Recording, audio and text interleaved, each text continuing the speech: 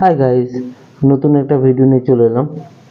আমার এই ছাদের ছোট ট্যাঙ্কটাকে আজকে ওয়াটার প্রুফিং করা হবে। তো এই জন্য আমি ভালো করে আগে পরিষ্কার করে নিলাম তুলি দিয়ে।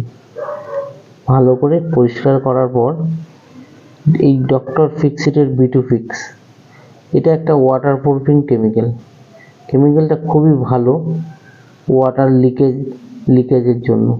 তো এটা ভালো করে আগে মিশিয়ে নিলাম যাতে কোনো রকম দলা না থাকে।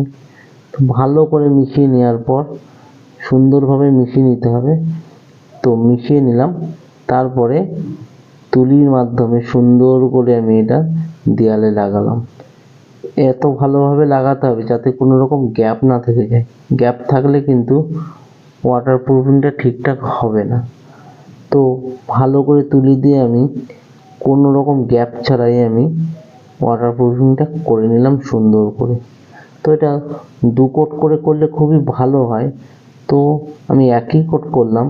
একটা কোট করার পর কম বেশি আপনাকে একদিন রোদে ভালো করে শুকাতে হবে। রোদে শুকানোর পর তারপরে 2 নম্বর কোট করা যায়, কোনো অসুবিধা নেই।